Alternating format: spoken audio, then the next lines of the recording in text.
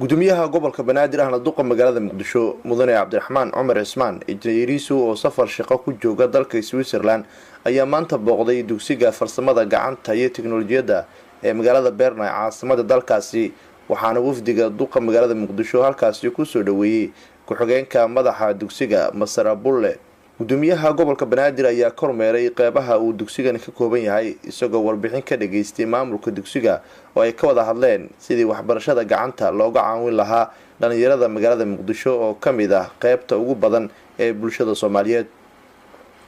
dhanka kale duqa magaalada Muqdisho waxa uu sidoo kale booqday jaamacadda Berna ee caasimadda Switzerland halkaasi oo ay ku soo dhaweysay Professor Sonja Fogte oo ah bare iyo cilmi baare dhinaca horumarinta waxa uu gudoomiyaha gobolka Banaadir mudane injineeriisu kala hadlay sidii maamulka jaamacadani ay qayb uga noqon lahaayeen horumarinta dhinaca waxbarashada ee jaamacadaha ku yaala gobolka Banaadir.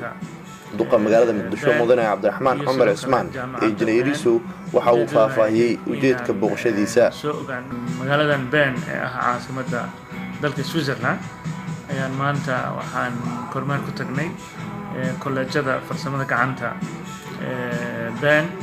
iyo sidoo kale jaamacadda Bern. ujeedaduna ay ahayd inaan soo ogaano wax ka barano isla markaana dhalinyarada Soomaaliyeed ee magaalada Muqdisho si shaqo abuur loogu sameyn lahaa oo iskuulada farsamada gacanta maamulka gobolka Banaadir oo in muddo ka shaqeynayna u hirgelin lahaa ayaanan ugu booqanay isla markaana aan isku afgaranay in aan ka wada shaqeyno sidii iskuulkaas farsamada gacanta oo kale magaalada Muqdisho looga hirgelin lahaa isla markaana dalkan Switzerland uu kaalin uga qaadan lahaa. runtii safarkan aan ku nimid dalka Switzerland waxaan shalay daraadna ka qayb galnay shirweynihii qaxootiga adduunka gaar ahaan dadka barakacayaasha oo madaxa hay'adda UNHCR ee qaxootiga caalamiga uu soo qaban qaabiyay isla markaana aan kulamadii aan yeelanay oo wada hadalnay sidii barakacayaasha aan xal waara ugu heli lahayn. annaga maamulka gobolka Banaadir haddaan nahay waxaan naga go'an inaan u ololeyno caasimadda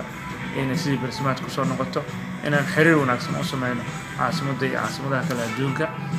isla markaana qorshe uu yahay ballan aan la leenahay duqa magaalada ee caasimadda dalkan Switzerland ee magaalada Bern oo isagana aan berito la wada hadli doono si loo xoojin lahaa xiriirka labada caasimadood. waxaan u taaganahay waxay tahay in shacabka si loogu adeegi lahaa waxaan rajaynaynaa dhalinyarada Soomaaliyeed meel walba joogaan inay noqdaan kuwii runtii nagala shaqeyn lahaa sidii aan maamulka gobolka Banaadir u gaarsiin lahayn meesha uu istaago. maamulka gobolka Banaadir ayaa maalmihii dambe waxa uu xoog saarayay sidii loo xoojin lahaa iskaashiga iyo waxwada qabsiga magaalada Muqdisho iyo magaalooyin kale ee caalamka si caasimadda ay u soo ceshato heybadii iyo bilicdii ay lahayd. Nuur Saciid Taaliil warbaahinta qaranka Soomaaliyeed magaalada Muqdisho.